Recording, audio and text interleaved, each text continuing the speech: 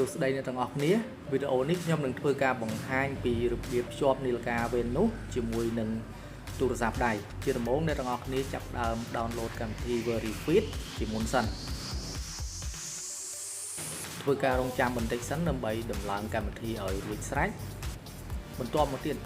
ពេលដែលអ្នកទាំងអស់គ្នា download បានហើយគឺអាចបើកកម្មវិធីចូលតែម្ដងនៅពេលដែលបើកមកគឺវានឹងបង្ហាញបែបនេះឲ្យអ្នកទាំងអស់គ្នាអាចរើសយក Visitor Mode ដើម្បីងាយស្រួលក្នុងចំណុចនេះអ្នកទាំងអស់គ្នាអាចជ្រើសរើស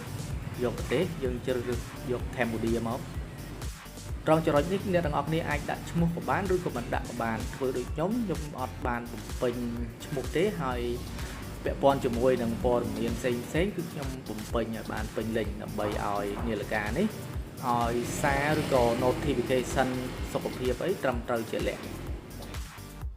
ត្រង់នេះក៏សំខាន់ដែរអ្នកទាំងអស់គ្នាអាចជ្រើសរើសយក format ម៉ោងឬក៏ថ្ងៃខែដែលអ្នកទាំងអស់គ្នាពេញចិត្ត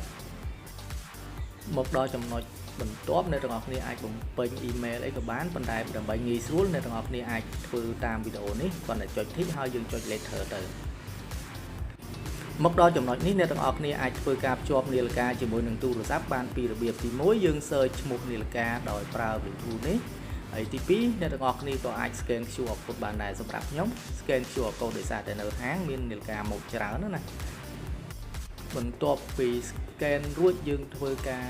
យល់ព្រមតាមកម្មវិធីនេះទាំងអស់ទៅមុខងារផ្សេងដែលទាមទារឲ្យយើងចុច tick agree គឺយើង agree allow តាមបើសិនជាយើងបដិសេធនឹងបាត់មុខងារនោះហើយ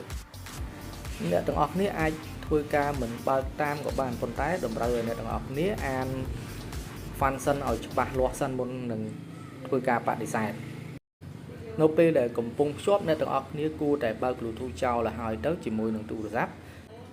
ជៀសវាងនៅពេលដែលយើងកំពុងភ្ជាប់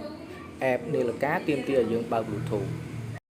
ហើយមុខងារផ្សេងទៀតមិនជាសំខាន់ទេអ្នកទាំងអស់គ្នាអាចធ្វើការបើក function ផ្សេងតាមវីដេអូដែលខ្ញុំបានបង្ហាញ